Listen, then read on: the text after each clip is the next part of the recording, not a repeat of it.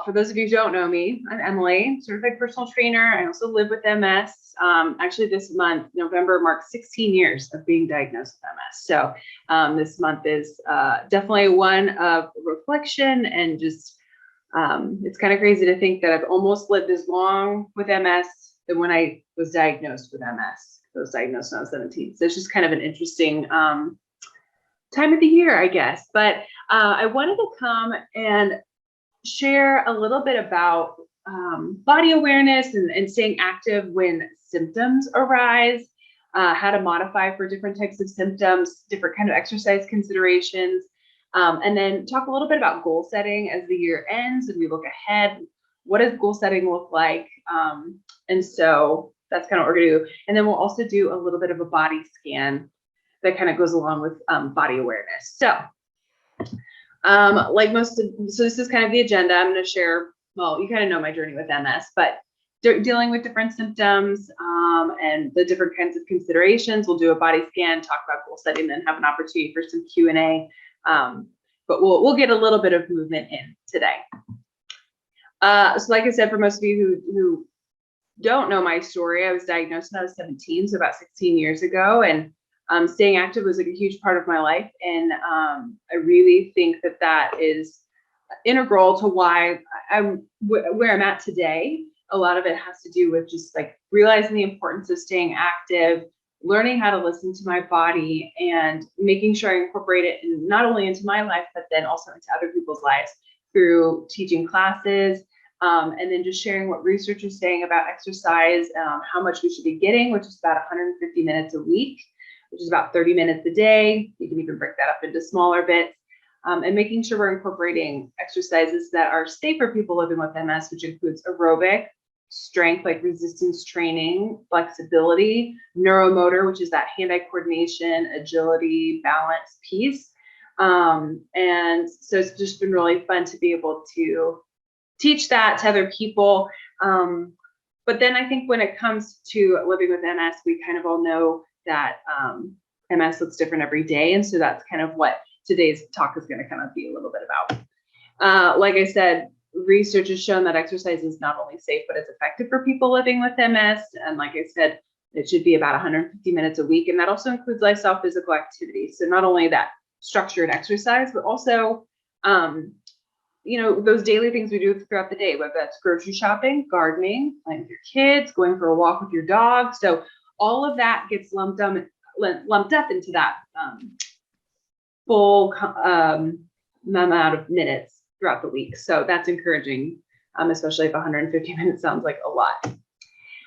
Okay, so I wanted to talk a little bit about the impact of like the most common symptoms people live with MS. Now, granted, we all know that MS really affects people a lot differently and symptoms can vary, but these are kind of the most common symptoms that we experience. And so what kind of considerations should we make when it comes to like what kind of exercises to keep us safe or to help us feel successful at the end of the day? And so that's what we're going to talk about. So the first one is heat sensitivity. So we all know heat is not our friend. What ends up happening is it's called Uthoff's phenomenon. So when our body gets overheated, what happens is the nerve conduction slows down even more. And so those symptoms that maybe usually are somewhat dormant kind of come to life because nerve pathways are a little bit more hindered because of our body's overheating. And so heat sensitivity is something you really want to make sure that you are aware of and that you try to control and manage, especially when you're exercising. And so that's why I always have like a fan handy. I wear really loose clothing. Hydrating throughout the day is super important because this can tend to exacerbate symptoms and make them a little bit worse. Often it feels like having an exacerbation, but it's just a pseudo one. But it doesn't feel good. So obviously you want to hydrate, make sure you're making time for rest. That's why I really love interval training, because you work and then you have an opportunity to rest throughout the whole workout. So if you can kind of recover, cool the body down, you can usually get back to it. And then making sure that you have a fan, have cool towels, things like that. Heat sensitivity is something that we all kind of experience every once in a while. So some exercises to consider: utilize indoor activities in a cool environment. So if you have access to AC, like I said, a fan, things like that, that's ideal. I usually try not to work out during the summer outside just because there's not a whole lot of like control I have with the temperature. And then consider aquatics, but keep in mind pools that are over 85 degrees can also be detrimental as you overheat. Like, that's why we usually avoid hot tubs and things like that. But aquatics is a really great way to move and stay cool as well. All right. So we've talked about heat sensitivity. And so we're going to move on to the next one that's very common. A lot of us, I'm sure, experience this is fatigue. So with fatigue, this is like one of the most common symptoms, but it's one of those invisible ones that can be really frustrating, especially if people around you are like, what's going on? And you're just so exhausted. Now, there's different types of fatigue. There's the MS fatigue, which is just kind of this overwhelming exhaustion and really no apparent cause. Sometimes you wake up in the morning and you're just exhausted. You're already on empty. And so that can then lead, there's also cognitive fatigue. That's when you're like mentally just feel really slow and just foggy. And then we also have muscular fatigue, which can be where your balance might be off, or just like it feels like everything feels really slow. Like my brain's not connected as well to like my arms. This happened to me last week where I was just mentally fatigued, physically fatigued, and I just felt like there wasn't a whole lot I can do. And so how do you combat this maybe during working out? What's really interesting is that exercise is shown to actually help improve fatigue, which seems a little counterproductive. But so if you're experiencing fatigue, sometimes just getting to move a little bit physiologically and even mentally can really help stimulate and help get you energized. It doesn't have to be crazy, usually gentle, slow movements, whether it's just going for a walk or doing some yoga. We'll go to cognition in a second, but so just allow for more rest periods when you're feeling fatigued, and really check in with yourself, which is what we're going to do a little bit later with this body check-in. It's just kind of a helpful tool just to kind of gauge where you're at so that you can really make the most of your day and figure out what you can do and make sure that your goals can get accomplished, but also adjust them as well. So like I said, make sure you're resting, giving yourself opportunity to recover. Often there's a couple different ways that people encourage you to know what kind of intensity you should be going at with a workout. Like sometimes we're like, how hard should I be working? And there's a couple different ways you can measure intensity. One of them is a heart rate. So if you have like a heart rate monitor, there's this target heart rate, you do this calculation of your age and all these things. And what I've found living with MS that I can't actually sustain that heart rate for a long period of time during a workout. And so it's usually pretty discouraging when it comes to working out and trying to keep this target heart rate, because my heart probably could do it, but my legs, or I just get too fatigued and I kind of like, I lose all my gas. And so there's another type of way that you can monitor and gauge your intensity. It's called the RPE, the rate of perceived exertion, or the talk test. And this is a really good way to know what kind of intensity you want to be working at, because you get to choose, because you know how you're feeling that day. And so sometimes they'll be like, work at 80% of your intensity, but usually I'm just like, okay, if I can talk while I'm working out, that's good, and just continue to listen to your body, then you really know how to gauge. Because some days I have more energy and I can push it a little bit more, and then others maybe I need to bring it back. And so using that rate of perceived exertion is just a good way of being able to gauge your intensity, especially if you're experiencing some fatigue. It gives you a little bit more grace and a little bit more control, rather than trying to like kill yourself trying to get to a certain target heart rate that sometimes isn't sustainable. And so let's see, with fatigue, just making sure that, we give ourselves enough rest. So like I said, doing stretching or yoga, using stationary equipment. That's also really helpful, especially if we're experiencing some fatigue, maybe in our legs, and we're afraid like our balance is a little off. So maybe hopping on something like a stationary piece of equipment like this elliptical, or even just one of those new steps where you sit and you push your feet and your arms can go too. that puts you in a safer position. You can still get movement, and sometimes you don't have to exert as much energy with something like that or a row machine. So those are really good pieces of equipment to do. Or even, like I said, mild interval training where you work for a little bit, rest, and work again. Just any type of movement, I say, is great movement. So the next one, cognition. So 34 to 65% of people living with MS experience cognitive, some kind of cognitive deficit, whether that's information processing or memory.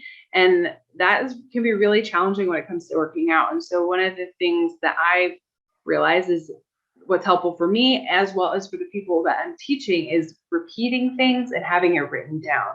So sometimes I've gone to classes where they just spew all these different workouts and I can't take it in and know what I'm doing and also get a good workout in. And so often you'll see on my workouts, it'll be written up on the screen. So if you get lost or you need to slow it down, you know exactly what's expected, and that's super helpful.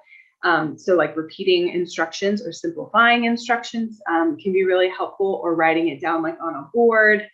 That can be really helpful. So if you're working with maybe like a personal trainer or a physical therapist or even another group fitness instructor, sometimes giving them those types of pointers is really helpful to help you be successful, especially if you're experiencing some of those cognitive challenges. And don't be afraid to ask to slow it down. I always like that kind of feedback, because sometimes I even forget, like, oh yeah, I need to slow it down. When it comes to cognition too, research shows that even like dance, fitness type of things are really helpful for cognition. So I'll try to incorporate it as much as I can, because it's just really good for the brain. All right, the next one, mood. This one often we kind of, maybe forget sometimes that mood is also a symptom that we may not even be aware of. And sometimes, if we get irritable really quickly or frustrated due to like misunderstanding. And so this is just something to be aware of. And so it's tricky to pinpoint sometimes, but if there is that sudden shift in our mood from, irritability, whatever the case may be, it might be an indicator to, again, check in, which we'll kind of go through. And so sometimes it's helpful just to kind of ask yourself, like, all right, how am I doing right now? And that it's okay to like take a break or to step away from whatever you're doing if mood is starting to kind of be affected. And so take a break from what you're doing, or even practice some deep breathing. There's some great exercises on the website for the National MS Society of just some deep breathing, relaxation breathing, and find something that you enjoy doing. Sometimes it's just putting on some good music and dancing around to sitting outside. So find something that you enjoy, and that will usually help with that as well. And so whether that be yoga, stretching, deep breathing, or finding something that's enjoyable. Because at the end of the day, if we know that exercise is important and moving our bodies is important, we want it to be like a positive experience. So we'll continue to come back and keep it a consistent thing. And so that's always a helpful tool. All right, so the next one, vision.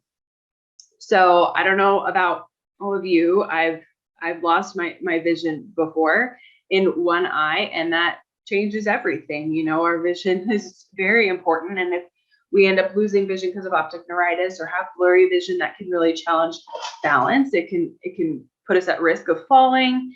And so if you're experiencing, optic neuritis, or if you have terminal visual impairments, safety is key. So, to ensure safety, make sure that you, obviously your area is clear of anything that might trip you up, whether that be animals or furniture, or even sometimes I'll have weights out on the ground. If I'm not paying attention, I may trip on them. So we want to remove any tripping hazards and making sure that the area is really well lit. One thing that I always suggest is if you are, whether you're doing a workout online, if you're able to maybe connect your computer to a bigger device to put it up onto your TV, that really helps, especially if you have some visual impairments. Just making it bigger so you can see can be really helpful. Some exercises to consider, maybe using stationary equipment again, so that puts you in a safe position where you're not going to be, going all over the place, or using like a balance bar or a parallel bar or a chair, something to hang on to give you that extra stability. And then don't be afraid to use adaptive equipment like assisted walking devices, whether that be a walker to a cane to, both hand crutches. Like those items, those assistive devices are to help you so that you can be safe and conserve energy. So I always say, don't be afraid to use assistive technology if that is available for you.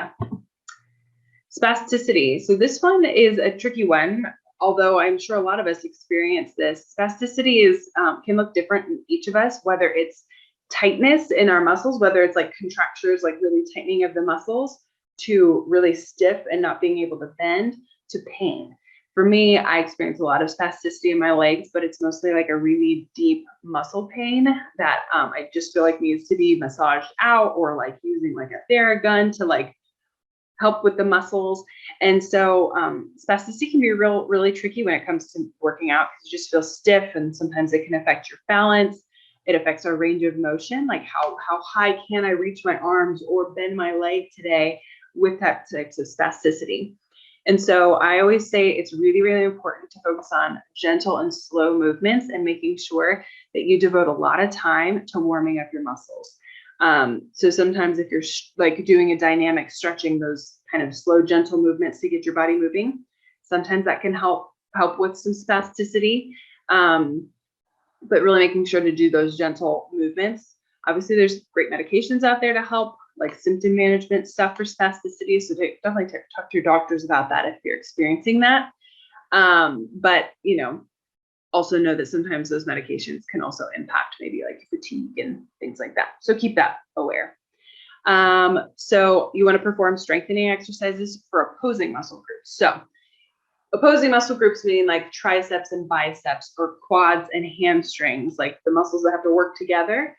So making sure that we're incorporating all those things. And I try to do that in all of our classes to make sure that we're using really major muscle groups. And if we work biceps, we're also working triceps, because they have to work together to move. Making sure we're doing like slow rotational stretching. So if it's like maybe coming across the body with that arm, or hugging our knee up to our chest, sometimes it just might take a little bit longer for the stretching. You can always use a partner to help stretch as well.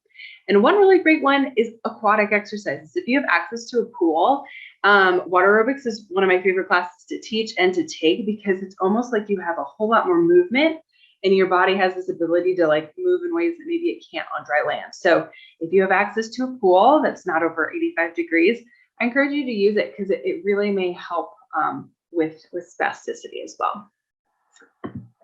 The next one, bowel and bladder. This one's often one that we don't like to talk about, just because it's embarrassing, or feels like uncomfortable to talk about. But these symptoms, over 80% of people experience some kind of bladder symptoms, and about 60% experience some sort of bowel problems. So clearly there's a lot of us who experience it, including myself. And so I think what's important is being aware of that. It impacts like our intensity and even our duration of how long we can work out for, depending on what those symptoms might be. And so I think the key thing is to avoid dehydration. Like if we're having issues with, bladder control, making sure that we're using the restroom before we work out, and taking those breaks if you need to, but making sure that we're constantly hydrating, because dehydration can really be detrimental to us as well. And so make sure you're taking those bathroom breaks. There's going to be some stretches that we'll kind of do today for the body scan that actually can help improve digestion, whether it's just like a spinal twist to that knee hug, any kind of like pressure on those internal organs sometimes can help get things moving.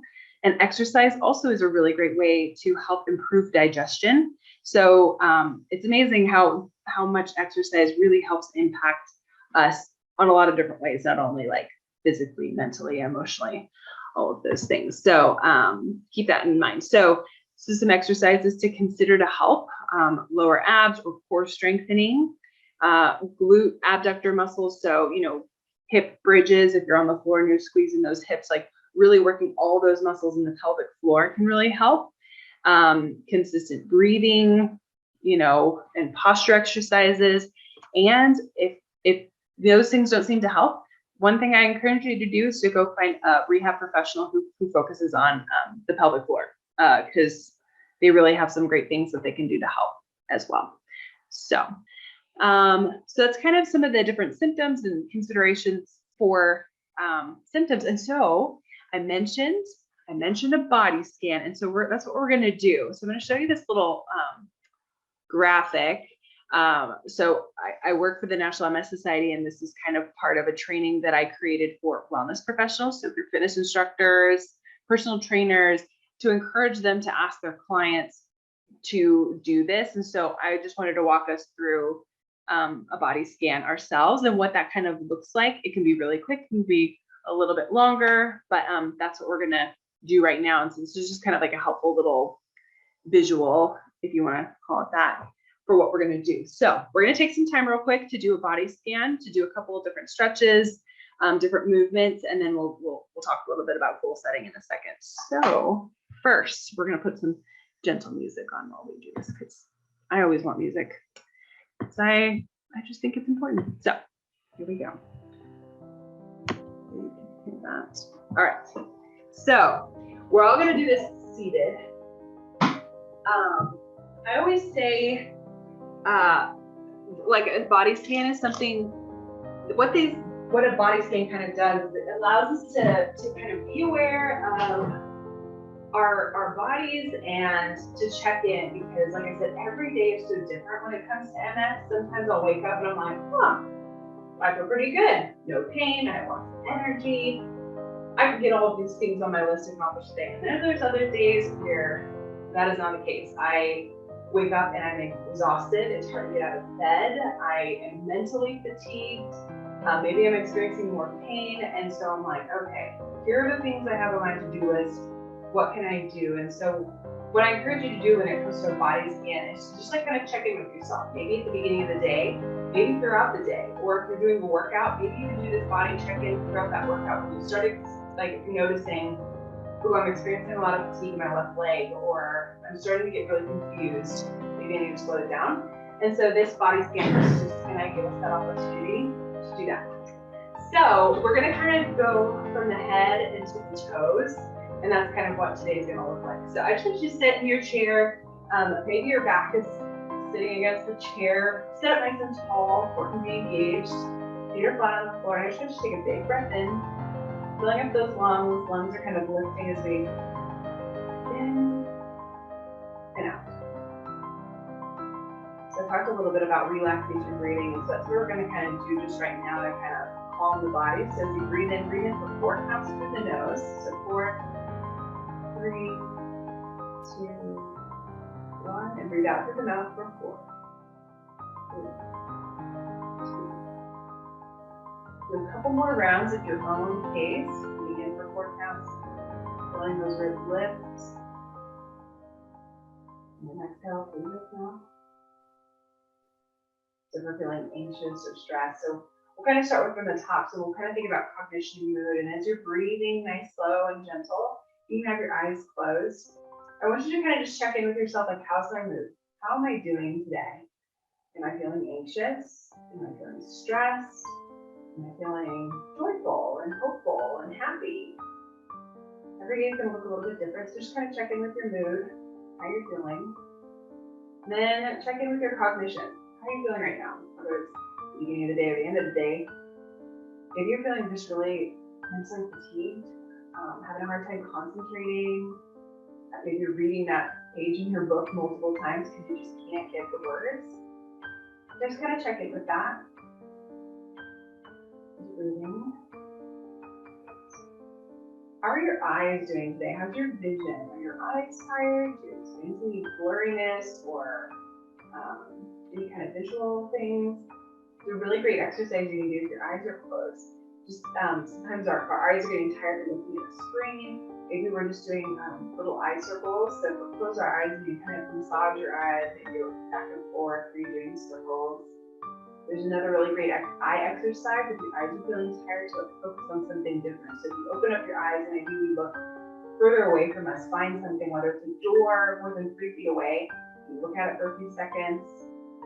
Sometimes just taking our vision off of something really close that we're looking at, looking further away, can help our eyes to stop.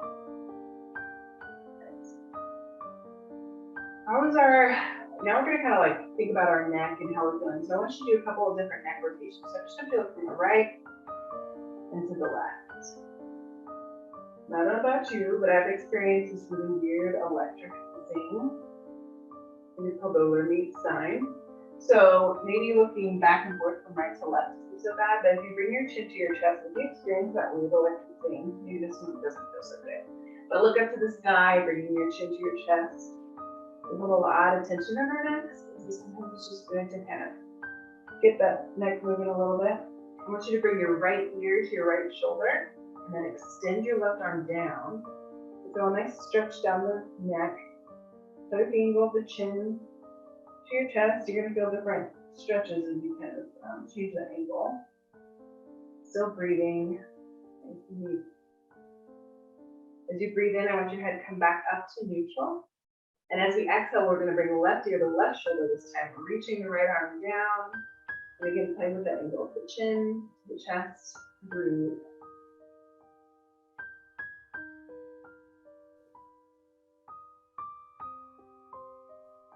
And breathe in, head comes back to neutral. All right. Now I want you to kind of think about your fatigue. So if you kind of go from our head maybe to our shoulders and our trunk, I want you to kind of think about, check in with yourself. How am I doing with my fatigue? Am I experiencing MS fatigue where I'm just exhausted today and just feel like I'm on empty? How are my muscles feeling? My arms fatigued, my hands, my legs, my feet, maybe even my core. Just check in with those things, and that being aware of that kind of fatigue will help inform you to know what kind of exercises you should do that day, or maybe using that assistive equipment to give you a little bit more stability while you're walking. Get out that fatigue. Think about that heat sensitivity. What's your body temperature like right now? Feel hot? Feel cold? Feel neutral? Especially with those workouts, make sure you turn on that fan, sit in front of the fan if you're feeling overheated so that you kind of cool down your body temperature. And maybe think about those symptoms of bowel, bladder issues. I'm going to do a couple of different stretches to kind of show what kind of things can help promote digestion. But first we're going to focus on our shoulders. So think about any tightness or tension that we might be feeling in our chest. I want you to do what's called a scapular squeeze. So we're sitting up nice and tall in our chair. I want you to squeeze those shoulder blades together, opening up the chest. You're going to feel a nice stretch in the chest. Squeeze those shoulder blades together. And as you exhale, you're going to bring those shoulders forward, rounding into back, feeling a nice stretch in those shoulder blades. Exhale and inhale, open up that chest again, scapular squeeze. This is a great one to do if you work at a desk or hunched over all day. So this opening up the chest opens up the lungs. Good. One more time with rolling those shoulders in, feeling a nice stretch in the shoulder blades as well. Sometimes I like to do like a free hug. And then come back to neutral. Shoulders are kind of down and back. We'll just do a couple different shoulder rolls.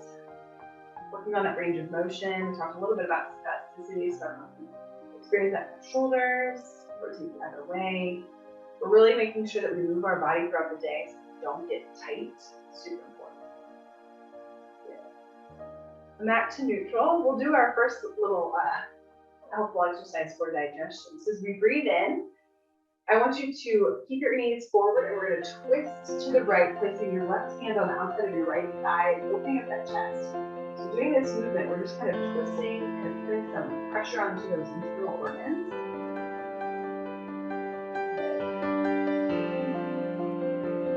Here, it's a good stretch for the spine as well. So as we breathe in this time, exhale, twist the other direction. So right hand on the outside of the left foot, opening up that chest. See if you're bringing that left arm behind the chair. You'll see the twist. One more breath in. Exhale and come back. We're going to do a little bit of a half stretch. This is good for the obliques and the shoulders. So I want you to inhale, left arm up. Right arm's on my chair. And exhale and reach over. So we're going for those ribs, obliques, shoulders. It's also good for some trunk stability and strengthening. Inhale, left arm up. Exhale, left arm comes down. Take that left hand on the chair. Inhale, right arm up this way. Exhale, reach over. We're just doing a couple of these little stretches throughout the day. If you're feeling fatigued, this is just a a good way to get the body moving. Then inhale, right arm up, exhale. Great. We're going to kind of keep moving down to our lower body. So like I was talking about, are you experiencing muscular fatigue? So think about maybe the lower body, glutes, quads, hamstrings, all the way down to calves, feet. Are experiencing fatigue or any tightness or pain in those muscles? Be aware of those things. Now some of the ways you can kind of get those muscles moving. So maybe we want to kind of move our lower body. So for a seated option, that's really a great way, especially if we're sitting all day, getting those lower extremities moving is super important. So maybe you're just doing a nice little leg extension, squeezing in the quad, noticing, am I having any tightness in my quads? Another option, if you have the ability to stand without assistive device, maybe we just do a couple sit to stands here. So you're just pushing through those heels, squeezing those quads, stand up nice and tall. Maybe you're opening up the chest. Or as you stand up, maybe you reach the arms up to the sky, really lengthening that spine. And exhale. Good. We'll do this for a couple more seconds. If we're seated, you can also do a leg extension, reaching arms up and down. So as you breathe in, reach arms up, extend up. Just a nice way to kind of get the body moving, lower, upper body. Like I said, sometimes something that helps spasticity is nice, gentle motions, gentle stretching. One more, and exhale. Nice. So now we've moved on to kind of our lower body. Maybe we do a couple of calf raises. So come up onto those toes and then you rock back onto the heels. So we're working with spasticity and fatigue. We talked about working opposing muscle groups. So as we come up onto our toes, we're working the calf. And as we rock back onto those heels, we're working that anterior tibialis, the shin. So those two work really well together for walking. Good. Perfect. We're going to get a little bit of stretching in our hamstrings. So if you sit up nice and tall, I want you to extend right foot out, heels in the ground, toes pointed up. The other leg is bent at 90 degrees. Inhale and then exhale as you extend forward. So you can just stay here on your thigh or reach that right arm all the way down towards that toe. Maybe you go to your knee, your shin, your ankle. And as you pull those toes towards your face, you're going to feel a nice stretch in that calf as well. Good. Breathe in and out. When it comes to stretching, one thing that can help spasticity is really making sure we stretch as well.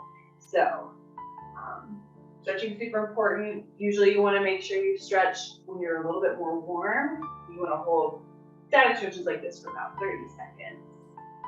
And breathing through the stretches as you exhale, so you can breathe a little bit deeper, but we want to make sure we're not stretching muscles that are tight or cold. So grab underneath that knee, and I want you to hug that knee up to your chest. So this one might take a little bit more time, especially if you've got some tightness or spasticity in the quads. But I was mentioning for bowel, bladder, so this kind of a movement, whether you are seated, standing, or laying on your back and hugging your knee towards your chest, this kind of a movement is super helpful for some of that digestive things as well, because you're kind of putting some pressure on those internal organs. I'm also rotating my ankle as I'm here. Breathing and pulling that knee up towards the chest. This also is stretching a little bit of my glutes, lower back, and hip flexor. Now, since we have this knee up nice and high, I want you to just kind of grab underneath that foot, place the ankle on top of your left thigh, and you're in that nice little figure 4 stretch. Take a big breath in and inhale and exhale forward. You're gonna get a stretch in that inner thigh, a little bit in the glute, maybe a bit in the hip. And when you're here, when we're stretching, we're also aware of our bodies. How does this feel? Maybe if I twist to one way or put a little bit more pressure on other things, it'll feel good. If it doesn't feel good, don't. This is a good stretch if we're seated all day. Hips can get really tight. We're going to gently place that foot onto the floor. Extend left foot out this time, heels on the ground, toes pointed up, hinge at the waist, and hinge forward. Maybe you're reaching that left arm down your leg, maybe towards those toes, or if you just pull those toes towards your face. Then you'll feel nice stretching the calf and the hamstring. Perfect. I'll hold underneath that knee and hug that knee up to your chest this time. So you can switch sides. Rotating that ankle, hugging that knee. Maybe as I breathe out, I loosen. Out.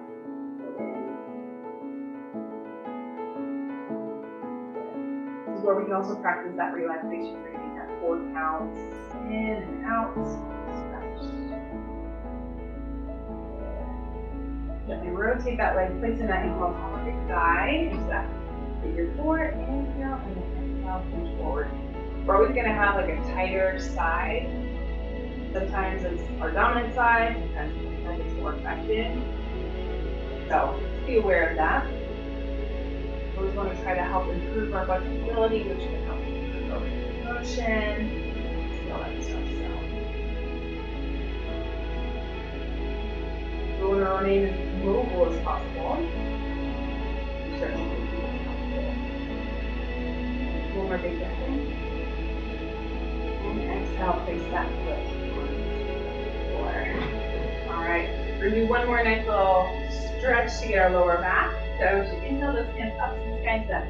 Extend them out and those hands are closer together. Reach, lengthening in the spine. And as you exhale, we should just forward fold, bringing those hands in between the feet onto the floor, tucking that chin. Let everything hang heavy. Still stretch maybe in the lower back, a little bit in the shoulders. You can walk your hands to the right foot, or walk them to the left. Now, bending over all the way makes you dizzy. You can always just kind of hang here, keeping your head up, eyes up, and still getting a nice stretch in that lower back.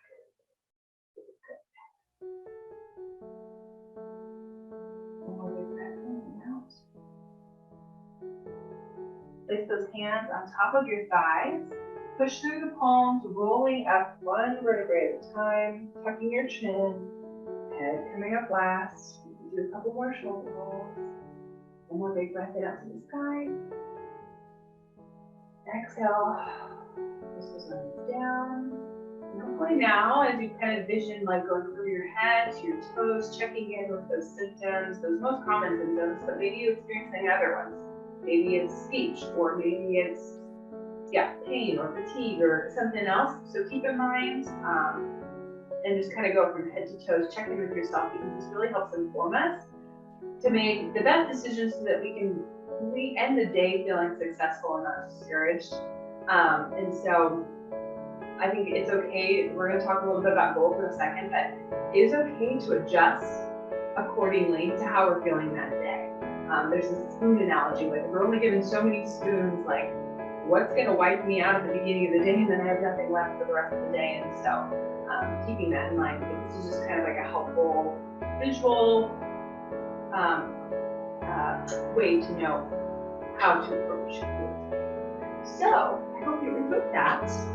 So I talked a little bit about how doing something like a body scan can help inform us when it comes to goal setting. So the next 2 slides are actually from our Pathways to Wellness in MS program. So these are just really helpful. So when it comes to exercise and setting goals, I mean, goals are super helpful for anything. I think one thing it does is it gives us a sense of purpose and it keeps us motivated. If we have nothing to work towards, then there's really no motivation to stick with living a healthy lifestyle, to sticking with physical fitness, to a healthy diet, things like that. But having goals that are SMART, that specific, measurable, achievable, relevant, and time bound, can kind of help focus what we're doing. And then, like I said, we'll have to adjust accordingly depending on how we're doing. So I think sometimes it's important to give ourselves grace when it comes to goals and giving them some flexibility and fluidity, because MS is so unpredictable. And if your goal was to like run 5 miles every day for the next month, but you wake up feeling super fatigued, like it's okay if you don't get it done that day. Like that's all right. And so So these are just some of the ways we can kind of help really like hone in, like what should a goal look like? What's my goal? Well, what's something specific? You know, when do you want to do it? Who needs to be included? Things like that. So like I think in May, I was like, I want to run a mile every day for the month of May or walk. So that's pretty specific. It's measurable. Like, how am I measuring my progress? Well, it's a mile every day. And then is this achievable? Like, if I wanted to run 20 miles a day, like, there's no way ever that'll ever happen. I will never do that. So that's obviously not something achievable. But I was like, okay, I have the skills to be able to do that. And is it relevant? Like, why am I saying this? I was just trying to get back into like being more fit and just making it more of a habit. And then is it time bound? Like, what's a realistic deadline? Like for me, the idea of like a year-long goal sounds very unattainable for me. Like I need something short, you know, right now. And the other thing about goals is like share it with other people. Then you're kind of held accountable. They can kind of check in with you. Super important. So these are just some helpful tips on like goal setting. And then the next little slide is just kind of like a fun little worksheet, if you want to call it that. Like, here's my wellness commitment pledge. Like, what is it that I want to do? Whether it's like, I want to follow, you know, whatever type of activity for however many minutes a day, at least this many times a week. So that research exercise recommendation of 150 minutes a week. And that's about 30 minutes a day, 5 days a week. So you kind of just can input some of those things. And like I said, your support contact, like who is it that's going to help keep you accountable? Is it somebody in this group? Is it maybe a spouse? My husband typically doesn't like working out with me, which is totally fine. You know, like who? So that's why like group fitness classes, those are really helpful because I'm around other people, or even if you have a trainer, something like that. So just kind of a helpful tool as you set goals for yourself, like looking ahead, like, you know, I'd really like to participate in Walk MS in the spring and walk 1 mile or roll 1 mile or whatever.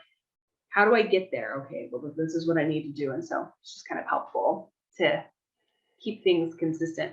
But again, if you got to find things that you enjoy, but try something new too. You know, Eleanor Roosevelt always said, do something that scares you every day. So try something new. So that's a little bit about goal setting. Cool. Well, I wanted to share a few more like other resources. I had mentioned the National Honor Society has some exercise demonstrations, aerobic for all levels of ability. So from somebody who maybe uses a wheelchair full time to somebody who uses a walker for assistance. So some seated exercises, or if you're more ambulatory like myself, where you have limited, you know, mobility challenges, there's also options there as well, along with stretching. And then I also have a YouTube channel that has tons of different exercises. I do high impact, like boot camp style, to seated, to all the things. And that's typically what this class usually is. And then we've got like the exercise paper. I think I talked a little bit about that. Like there's a link there, lots of different brochures, our exercise page. And then if you haven't taken a look at the Pathways to Wellness in MS, it's just a really good on-demand educational program where we talk about what does research say, what are the recommendations, a little bit more about goal setting. You hear from like a researcher and a healthcare provider, and then a wellness provider as well. So that concludes my little presentation.